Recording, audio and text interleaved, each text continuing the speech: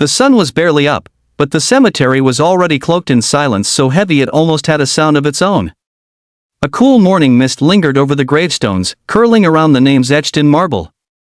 The distant rumble of a motorcycle broke through that silence, a thunderous growl cutting across the still air. It was the kind of sound that made people look twice, sometimes in fear, sometimes in curiosity. But this morning, there was no one to see him, no one except a woman kneeling by a grave, her shoulders shaking as she wept quietly. The biker, Axel Monroe, a tall, broad-shouldered man with the worn leather vest of the Hells Angels, wasn't supposed to stop. He was on his way to meet his crew in another town, his life a blur of open roads, engines, and 1,000 unspoken regrets. But something about that woman caught his eye. Maybe it was the way her trembling hand touched the headstone as if it were still warm, or maybe it was the look of pure heartbreak that made even the roughest man feel small inside. Axel slowed his bike and watched from a distance, something in him shifting. Before we go further, if you believe in kindness, second chances, and the power of doing good even when no one's watching, please take a moment to like, comment, share, and subscribe to Midnight Reports, because stories like this deserve to be heard. Axel parked his Harley by the gate and lit a cigarette, trying to shake off the strange pull he felt toward that crying woman. He told himself it wasn't his business. He was a man who'd seen too much, done worse, and learned the hard way that people rarely wanted help from someone like him. But when the woman wiped her eyes and tried to stand, stumbling slightly, he noticed her uniform, black apron, white shirt, name tag that read Mara. A waitress. She looked exhausted, fragile, but there was a quiet strength in her that stirred something buried deep within him. He watched her place a small paper bag next to the headstone, whisper something, then turn to leave. As she passed him near the gate, their eyes met for the briefest second. Her face was streaked with tears, her eyes swollen, but she still managed a polite nod, the kind of courtesy you give a stranger even when your heart is breaking. Rough morning? Axel said gruffly, surprising even himself. She gave a small, tired smile. Every morning's rough when you've lost everything. Her voice cracked at the end, and before he could respond, she walked away, clutching her apron. Axel stood there for a long time after she left, staring at the grave she'd visited. He wasn't a man of prayer, but something made him kneel.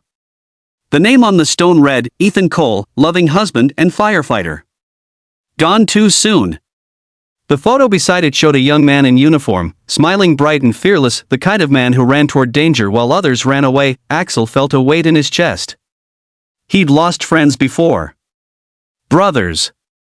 But he couldn't imagine losing someone who made your whole world feel safe. That night, he found himself riding aimlessly until he stopped outside a small diner on the edge of town, the same one where the waitress, Mara, worked.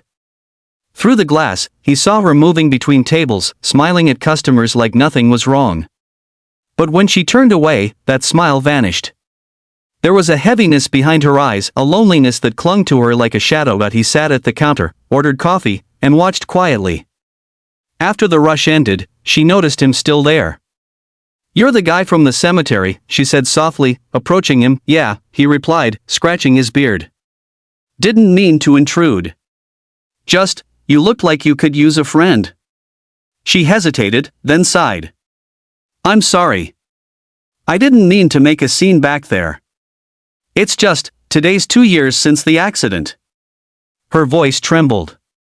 "He died in a warehouse fire trying to save 2 people. And every year, I go there to tell him I'm doing okay. But I'm not."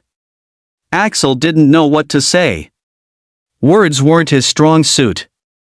But something in her honesty cracked the armor around his heart. He nodded slowly. "Sounds like he was one hell of a man." She smiled faintly.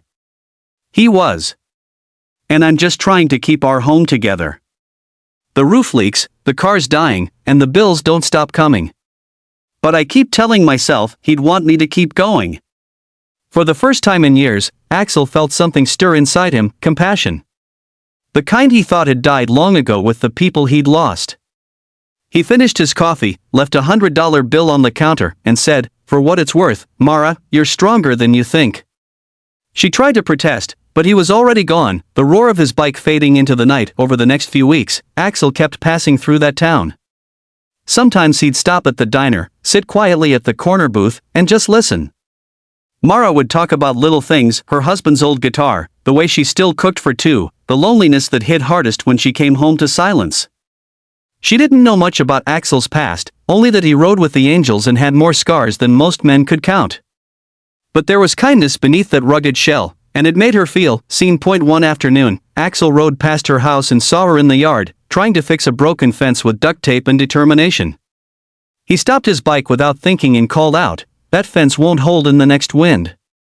She laughed weakly. "I can't afford a new one, so it'll have to do." Axel swung off his bike. "I'll fix it." "You don't have to, I know," he said simply, picking up a hammer. Over the next few hours, they worked together. She handed him nails, he replaced rotten boards. When they were done, the fence stood straight and strong again. For the first time in a long while, Mara laughed, a genuine, beautiful sound that carried through the quiet yard.